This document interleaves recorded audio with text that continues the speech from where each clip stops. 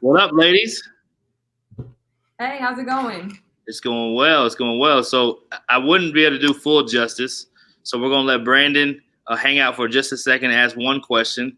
But I want you ladies to introduce yourselves real quick, if you don't mind.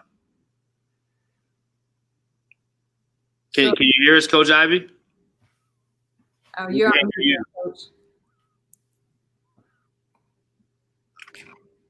That's okay. We'll go Coach Haden first. We'll let you figure out. We'll get some technical support team to get in here and with some technical difficulties. But Hannah, go ahead and introduce yourself real quick so that people can know who you are. Sure, my name is Hana Haden, head coach at Moberly Area Community College in Moberly, Missouri, entering my third season. Awesome. And then let's see. Coach, you have audio on your side, Coach Ivy? So you can hear us, but we can't hear you. All right, we're gonna do this. Until we figure it out, we're gonna call you on the phone. We're gonna do it that way. Sounds like a great whiteboard situation here. She just dropped. Coach Haden, while they're figuring out the back somewhere. All right, go ahead. There, can she hear it now? We'll step out. We'll figure this out. Go ahead. Coach Haden, so not your normal season, right? I've kind of asked everybody that's come on here, just getting different answers and things like that. We knew this wasn't going to be a normal start to the year. I'm not sure if we necessarily knew it was going to be as chaotic as it has been.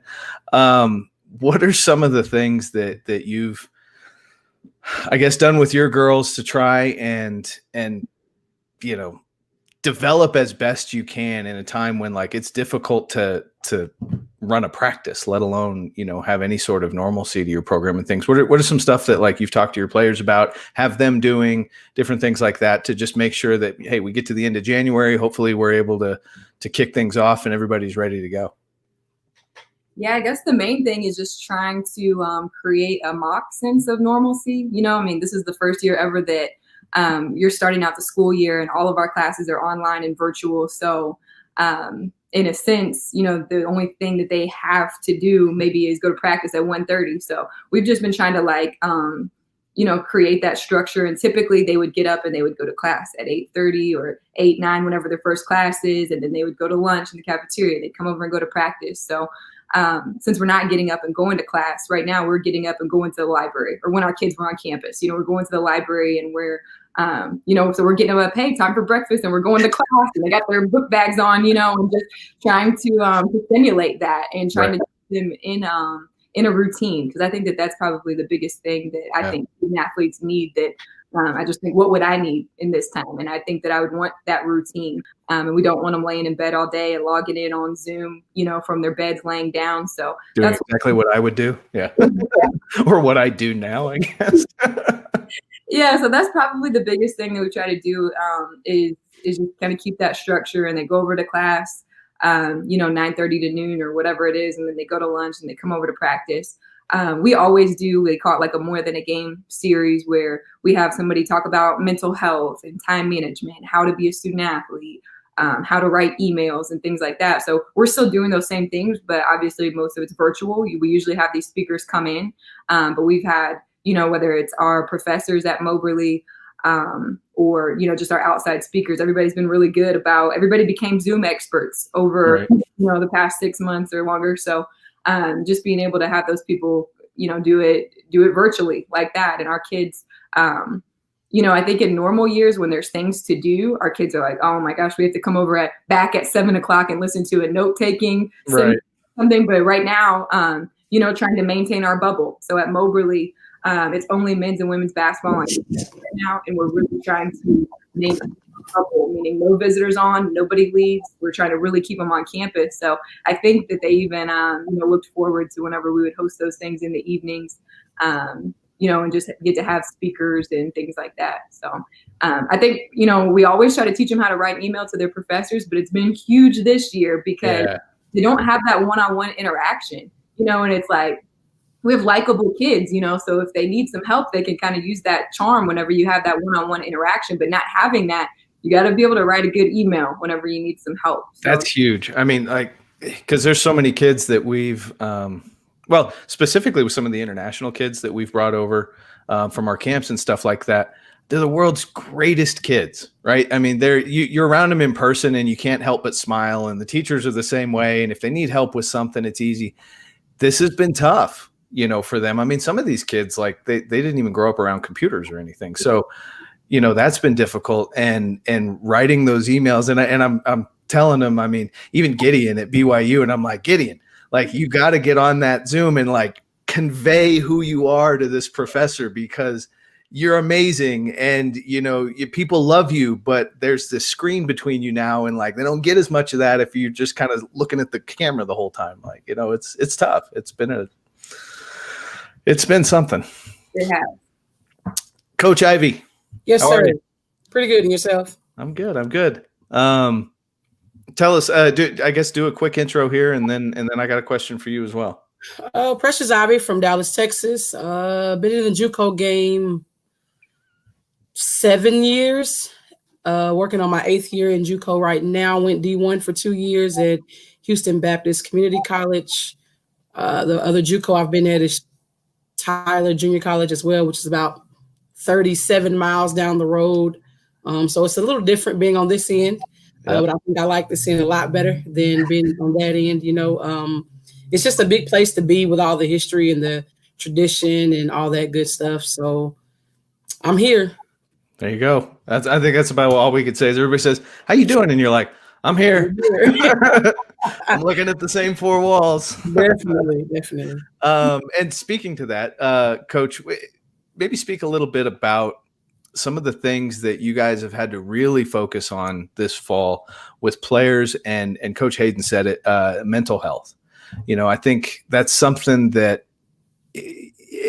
we all have those things that we deal with in our lives. Players are no different on any given year, right? But we always had those games coming up where you could kind of like put this carrot out there and you say, all right, we're going to power through this week. We're going to get through this class. We're going to, you know, whatever, this practice has been tough, but guess what? Next week you get to play games. And now we're like, nope. And that weighs on players. That weighs on us, but you know, we have to, you as coaches, me as if I'm mentoring somebody or whatever, like we got to kind of almost pretend like we don't have, you know, these stresses going on for their benefit. Some things that you've done and had to deal with there as far as like making sure your girls are prepared mentally and kind of focused and able to keep themselves up, I guess. We've definitely had some challenges this semester, as I'm sure every other school, not just junior college, has had to deal with. But I mean, I've had more kids this year ask for more help when it comes to needing someone to talk to, just needing someone to listen, needing somebody to give them advice. And good for us that we have someone on campus that can do those things. Obviously, we're not the only team that's probably needing her. So we've had to reach out to other people in the community as well, because I think so many student athletes and just students in general are needing that extra mental support, because things are not normal. And with things not being normal, I mean, what is normal anymore, right? So, I don't even know. With that I don't remember.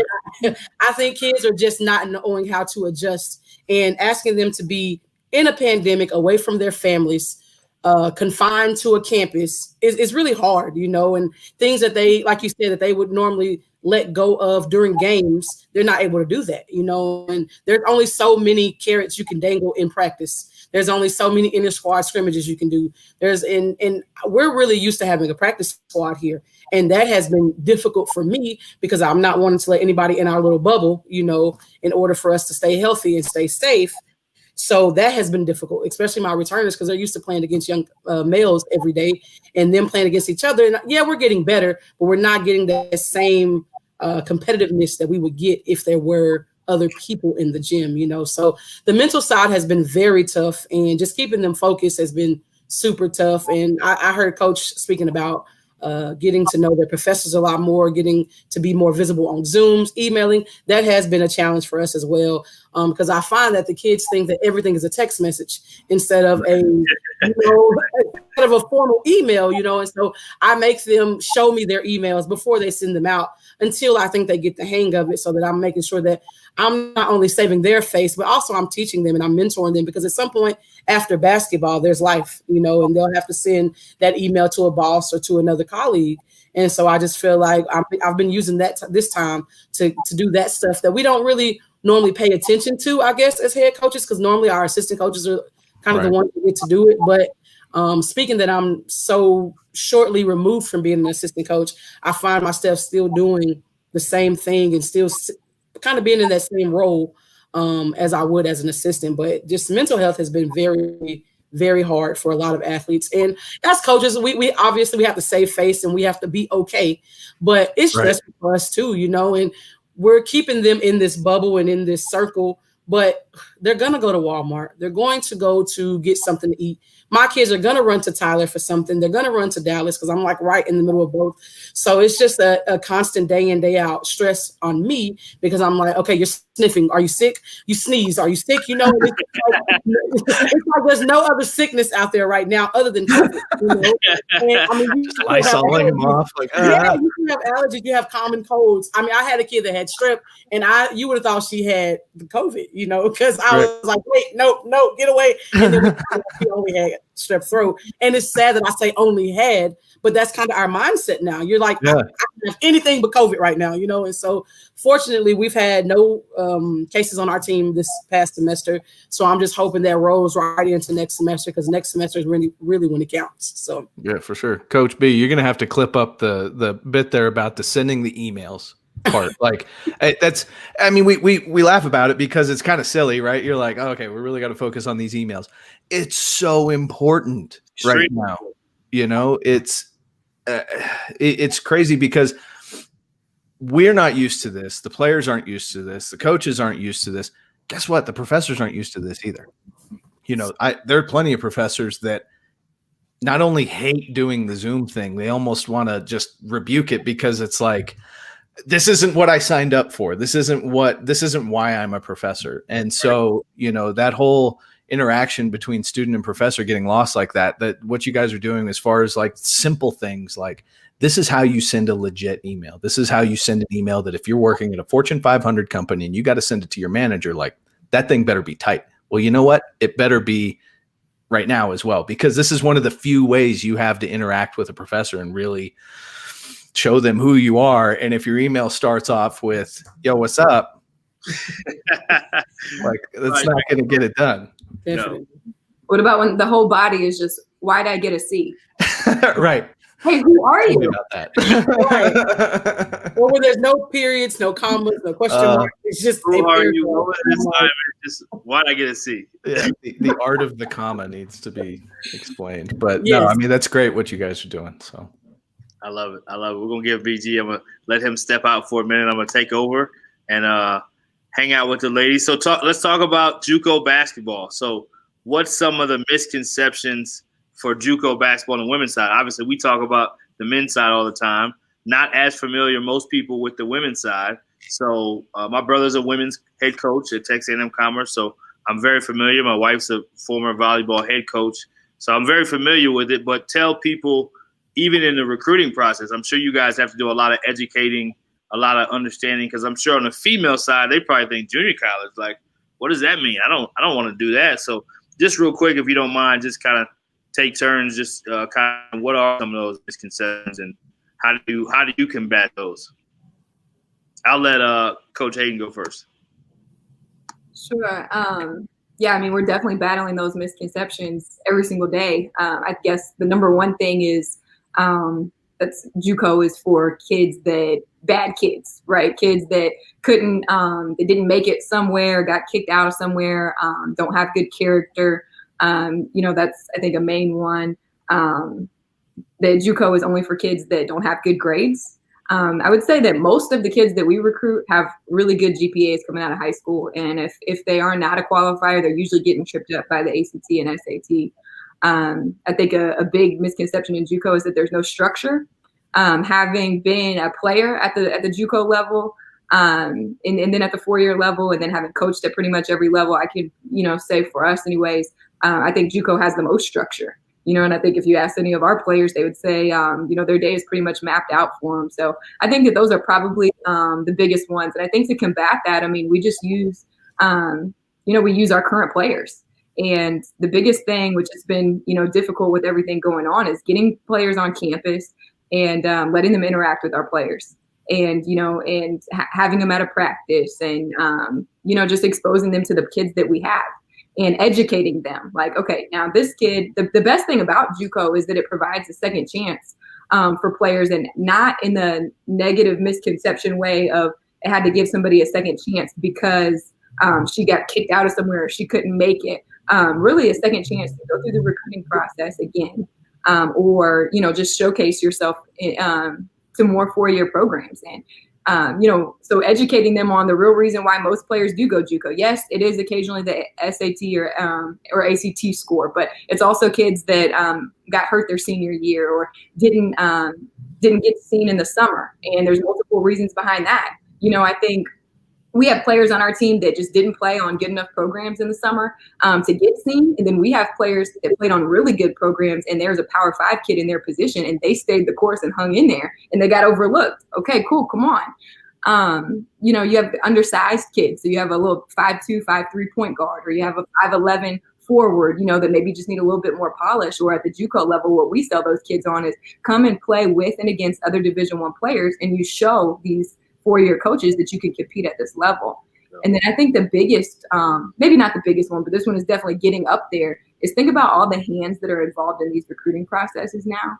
And kids become the victim of people around them serving their own interests. So we've gotten good players from the AAU coach being on one page and the high school coach being on one page and the parents being on another page, and say, this kid has an offer from this D1, but and the high school coach took them on a visit or somebody, and they committed, and then the AAU coach is still shopping them. They pulled the offer, and now this school doesn't have a scholarship for, and the whole thing the AAU coach was trying to prevent was JUCO, and now that's all they got. So come on. Right, so right. I think that there's so many scenarios, and that's the biggest thing that we try to communicate with whenever we're recruiting, is that there's a million reasons, and 99.9% of the time it's not because this is a bad kid or kid that's not smart. Right. Right. Well said. Well said. Appreciate it. Coach Ivy, what would you say to piggyback that? I'm sure some of it's similar to what she kind of hit all the major stops we would talk about. But I think also we kind of just have to let the transfer kids understand that you come in and you work hard and you get re-recruited. So you kind of use this as another stepping stone to get to where you want to be. And also with the high school kids as well, if you're not getting the looks that you're wanting or the school that you've always dreamed to go to, this gives you another chance to kind of display your talents and your skills in order to get re-recruited as well. So I think, like she said, a big misconception is that junior college is less than, and it's really not. It kind of can be used to better yourself and as a skill development tool as well. On the men's side, they kind of do the preparatory schools, and that's not necessarily as big on the women's side. So I think junior college kind of fills that gap to where you can go and have that year of experience under your belt. So when you do get to the next school, you're not starting from scratch. You see what I'm saying? And so I think that the ladies are starting to get to that point now where they kind of understand that more. But it's still, like she said, you're fighting a AAU coach, you're fighting a high school coach, you're fighting a parent that just does not understand how this can be beneficial to their child. And so now you're recruiting the kid, but you have to recruit the parent as well, because they have to have another knowledge and a basic understanding of this isn't a negative thing. This is a positive thing, and that she can use this to get to where she wants to be. It's just a stepping stone. And instead of, oh my God, I have to go to JUCO. What I tend to run into is with my transfers, they think, oh, I just came from this D1. I should be the man or the woman when I get here, and this is going to be easy. And it's far from easy. Real quick. It's serious real quick, because what they don't understand is we as junior college coaches have to push them even harder in order to get them to where they want to be. Or they look back at us in March and they're going, Coach, I have no offers. Well, do you remember back in September when I told you need to work harder, but you thought that this was just the JUCO, so you didn't have to, you know what I'm saying? And so with that, I mean, it's hard to get the transfers to understand that this doesn't mean you get to Cadillac. This means you have to actually ramp it up, you know. And I mean, especially here with the past history and all the things that's happened before maybe I was even born, you know, they don't realize that is a target on our backs. It's not nothing we did. You know, you fighting for something that the team in '98 did or the team in 2004 did, you know, and so with that target being on your back, every night is a battle. And sometimes when these kids come from transfer school, they don't realize it's the real deal every night. Everybody's trying to come in here and beat you, you know, and so I think that negative connotation kind of sort of is something that kids don't realize. This isn't a Cadillac time. This is time where you got to actually work harder so that you can get back to where you want to go. And get the things done that you need to get done to get to where you want to be. Right. And I think these kids just don't realize. I try to run my program as a D1 program because I don't want anything to be a surprise when they go D1 for the first time or when they go back. You know, and like she said, I want to ask you about that because I know you coach Division I, and I know Coach has also coached Division I. So I was in the Southland as well as both of you, where I worked with Hana at Lamar for a year. I had the pleasure of getting on her nerves a little bit around the corner for Coach Harmon, and they won a championship there. And then I know you were at HBU. So talk about real quick what you were about to talk about, which is your program and how you run it like a Division I, and even just how you're able to prepare kids for the next level because you've been at that level, and you can also understand what the levels are. What is the difference? And I think sometimes people think, oh, because it's junior college, it's not going to be run, where there's a lot of junior college who are running their program at even more elite level Division I's are. It just doesn't have the same resources, the same glamour, the same prestige, so to speak, the same video cameras. And we've talked about it many times on this show, JUCO being the purest level. And so talk a little bit about it, 1 minute or so. Talk a little bit about that before we have some fun and tell some JUCO fun stories. Coach Ivy, I'll go ahead and let you go first, and I'll let Hannah go next. Yeah, she mentioned, like, I try to tailor my program, like I said, like a Division I program. And she mentioned how this is probably a more structured level. And I think it is as well, because we're fighting the academic battle in some ways, and we're fighting the athletic battle in some ways, depending on what the reason is for the kid being here. And so I feel like we do have to have it all lined out for the kids so that they can be ready when they do leave us. And you don't want them to have that, oh, she's a JUCO kid, so she's doing that. Or, oh, she came from a JUCO, so this and that. It should just be, oh, that's another one of our players. She should never have to be labeled as the JUCO kid or, oh, she played at JUCO. So I do try. I mean, we have study halls. We have, obviously, practices. We have film sessions. We have weights. We have conditioning. So I try to line it out and map it out to where when they do go to that next level, it's not a surprise for them. They do understand that there will be conditioning in the morning and weights. You will come back and practice. You do have to come and shoot on your own. There is individuals, like you do have to have study hall. Like she said, the full day is pretty much planned out. And by us being on, we are kind of half and half virtual, half face-to-face. So it kind of helps that we have some doing both, but it gives me more time to map out their every movement. And so if anybody else's kids are like mine, naps are very important. And I don't want naps in the middle of the day, you know, so I try to have them at the gym during nap time so that they can have a full routine, you know, because if you can go nap in and out all day, you'll never get into a groove of things. And when we do get into season, we might be in a tournament, we plan at 1:30, and that's your normal nap time. So I don't need your body not functioning at that time, because our bodies are very routine, you know, and they do what we practice them to do, you know. And so I just try to, like I said, map out their full days. My assistant, she does a really good job of making sure everybody's in study hall for X amount of hours. I mean, she does a really good job with that. And I'll kind of give her a shout out right now. Her name is Princess Davis. And just got an email not too long ago when we had a team GPA of 3.4. So we're pretty excited about that, because that's another negative connotation of JUCO kids, that the grades aren't going to be good, but my kids do a really good job with that. And so, like you said, being at the D1 level, those kids, you don't necessarily, where I was at, I'll speak from where I was. At HBU, it's more of a private university, and you didn't have to tell them to go to study hall. It was not a thing. Like, They were telling you they were going to study hall, you know, and it's totally different here, right? So, but I do know that other Division I's probably do have a battle of study hall and that kind of thing.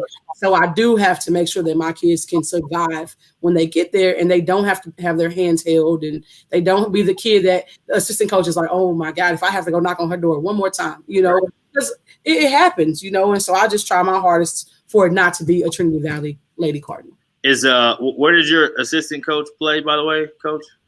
Coach, come on now. He plays for your brother over at Texas A&M Commerce, one of the best to do it. So I'm very excited for her to be here. She brings so much knowledge to my point guards. Yeah. We both play point guard, but it's something that I don't have to worry about now because I do have her, you know, and that's a good thing. Yep, she's awesome. I got a comment from Herker. He's talking about Trinity Valley earlier. He's saying one of the best women's programs in the country, regardless of level. So Herb Baker's out of Houston, Texas. Appreciate the shout out, Herb. Appreciate that. Hannah, so you played at that, or you coached at that level as well at Lamar. Talk a little bit about, you know, how that is an asset and how that helps you even run your program now. Yeah, I think it helps a lot just being exposed to different conferences and to different systems and things like that. So, you know, like if you have, you know, you can evaluate your own players, and having done scouts and watched so much film and been a part of so many games at that level, and you're kind of familiar with, you know, what SFA is running or what Nichols is running, or, you know, just whoever. And you're able to evaluate, okay, can this kid compete at this level? You know, okay, they run and jump press, or they run dribble drive, and, you know, just being able to kind of help your players find a good fit for them. You know, coaching styles and just the people that you meet. And I do think that having been at the Division I level, it does give you like a little bit more credibility. We know there's so many good JUCO coaches, but you know, there's always the few that are trying to, you know, get their players to get to the next job, you know, to get them at the Division I level, or that say that every single kid they have is a Division I player. So I just try to use the experience to really be transparent and honest. And when coaches call me, hey, is she this level? If she is, you know, of course, then I want to tell them about her. But if she's not, then I can say that too. And I just think that having that credibility, it does help your program and it helps your players, because, you know, when you make sure the kids are prepared and playing at the level that they need to play at, or that they're good enough to play at, then they produce, and that helps your program too. Absolutely. Now we get to the fun stuff, right? Get to the fun stuff. So, funny story. You got to tell us at least one funny story before we let you go, of the JUCO life, or head coach life, or even assistant coach life. Anything funny story you can tell us. Give us a little entertainment value real quick. Coach Ivy will let you go first. Oh, don't act like you don't have none. Don't act like you don't have none. I have plenty. We need a book. We need a JUCO. This is JUCO really life. Do. The JUCO Chronicles. It will definitely be a top seller, because you get some of the purest stories in these kids. Just one that kind of sticks out to me. I was an assistant, and we were obviously teaching defense. And I know everybody's terms are kind of different, but shoot the gap to me is kind of universal. Okay, so you're going to shoot the gap. You know? So I'm telling these kids, you got to shoot the gap. You got to shoot the gap. Now, remind you, this probably started in September-ish, October-ish, you know, when we're really breaking stuff down. And we're getting ready for the national tournament. And I am fussing. I'm like, hey, this team, like, they're really good off screens. When you're in help, you got to shoot the gap. And I'm just going into full explanation. I mean, I'm out there, and I hadn't quite demonstrated it lately. I'll say that, you know. And so I have this kid, and she's looking at me, and she's shaking her head, and okay, coach. And I'm like, okay, go. So we go live. She stands in help. Her player, girl she's guarding, goes up, and she's still sitting in help low. And I'm like, shoot the gap. And she's like, okay. And she's just shaking her head, and she's grinning. She hasn't moved. It's like she's in concrete. I'm like, hey, listen, I just told you, like, you got to shoot the gap. She's coming off the screens, you know, come straight up. She's like, okay, coach. I'm like, all right, boom, go. She still doesn't move. So I'm like, wait. Baby, do you know what I mean when I say shoot the gap? Yeah, coach, you told me I got to stand here in the gap. Like, I shot over here fast, like you wanted me to get here quick. And I'm like, no, I want you to come up the lane and shoot the gap so you can meet her and be in the passing lane. And remind you, this is late March. Like, it's almost spring break time, because we talk about the year. Right. Yeah, and I'm like, it's no way we went September, October, November, December, January, February. We 6 months in, and you haven't known what I've been talking about this whole time. But she was just so athletic. If you didn't break it down, you wouldn't have been able to tell. But we were doing breakdowns because, like I said, you have to be ready for these things. You get to the national tournament, you have the elite shooters, and so. We are about 4 days to the national tournament, and this baby was like, "Yeah, you mean like shoot over here quickly and get in this area right here and help?" And I'm like, "No, actually, what I mean." So then I have to actually demonstrate, and I think that's really big at the JUCO level. Demonstrations are very big, and if you can't demonstrate, you're going to be in trouble because their minds and terminology is just so lost nowadays with especially this generation. Like they don't know terminology. They know Steph Curry, they know LeBron, they know Westbrook, they know the step back 8 times is James Harden, but they don't understand the basic terminology. And it just blew my mind that we were 6 months into the season at the time, probably 25-2 or 3, and she had no idea what I was talking about when I told her to shoot the gap. So that's one of many. Like I said, we need a book that's called JUCO Chronicles. Yeah, because Division I coaches would not even imagine. You can go JUCO to D1, but I don't think you can go D1 to JUCO. I think it's tough, because you wear so many actors to be a college coach. The next level with all yeah. And then you go JUCO, you like, wait, I gotta mop the floor, I gotta drive the bus, I gotta wash the clothes. Yeah, you gotta do all of that. And so I think if you don't go in the right order, you're gonna be a little lost. You're in trouble. You're in trouble, definitely. Coach Haden. Sure. Well, I think I'm going to go with kind of the recruiting story. Yeah, what you got? So and I'm sure Precious deals with this kind of stuff all the time. This was a first for me though. So last year, I remember it was our first game back from Christmas break, and we're about to play Illinois Central, who's like number 4 in the country in Division II. You know how you sit out and you watch warm ups a little bit. So at the time, I had post players, so All-American. She's got like 25 Division I offers. And one of the schools that's recruiting her, the recruiting coordinator sends me a text and says, "Hey, my head coach is coming to the game." No, hey, which is a pet peeve of mine. Just my head coach is coming to the game on Friday. What time's the tip and how far is our drive? And I'm like, I think he says, "How far is the drive?" And I'm like, well, maybe they think that this is the away game for us or something. Because I'm like, well, we do drive, so. I'm like, how far is that? I'm like, it's a home game. And they're like, no, from our campus to your campus. And I'm like, level, we've driven 4.5 hours ourselves on our bus. We show up, we're warming up for a big game. And I'm getting this text from a Division I recruiting coordinator wanting me to do. I'm like, I don't know if their phone didn't have maps or. But yeah, that was just a funny one for me. Yeah, we probably could tell a lot of funny stories about coaches that recruit your programs. That we probably expose a lot of people if we did that. We won't say schools or names, but yeah. So you're on anonymous, right? Exactly. Anonymous coach did this. I think Brandon's got some good anonymous coach stories. We need to do that section next because he sees quite a bit too. I was in JUCO 5 years. You definitely learn what not to do and what to do, because you get to see people's pitches. You get to see people do what they do. And I coached in grassroots too. I know Coach Haden, I know you did as well. I don't know if you have Coach Ivy, but you get to see how people recruit. So it's like, all right, I like that. I'm stealing that. No, I'm away from that. I never forget we had one guy, like he came to recruit, quick story, and he just wouldn't leave. Like he just wouldn't leave. Like we're in study hall. He was at practice. He was at practice. It's like, you're trying to get something to eat before study hall. He's like trying to come with me. I'm like, cool, coach. Well, cool. Come on. So he comes, and then he's like in study hall, just like trying to follow the kid around. He's trying to recruit him. Like, yo, man, this ain't the way you get a kid signed. It's not the way to do it. So anyway, well, thanks so much for coming. Happy holidays to you both. I don't know if you have a special someone, but there may be somebody who watched today and they may be sending you, a new Christmas card because you may have some new fans. So that's a good thing. Right. But happy holidays. Any last words you have? please feel free to say. And thanks so much for taking the time to join us today to shine some light on the women's side of JUCO hoops. I just want to say thank you to you for having us. And like you said, shining some light on junior college women's basketball, because it is so underrated and so missed among the rankings. And I just think that this is a good platform for us to talk on and share our programs, but not just our programs, like you said, just women's basketball in general, because I do think we get overshadowed by so many other sports, especially men's basketball, but I mean, all sports, I think.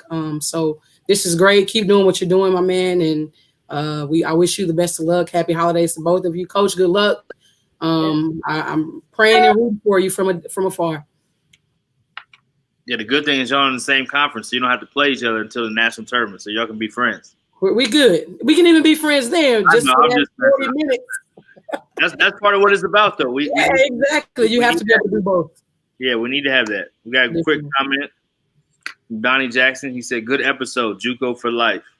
Donnie J, shout out to Donnie. I got to coach one of his guys at Lamar. Tori Noel, matter of fact, played for coach over there in Oklahoma. Really good basketball coach and great man. So appreciate the love and shout out. Coach Haden, any last words?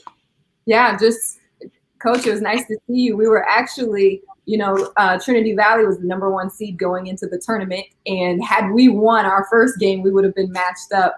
But obviously didn't even get an opportunity. That would have been my first national tournament experience. So I'm still a little salty about that. But like Coach is praying that we all get to play as many games as possible. Hopefully get to have that experience this year.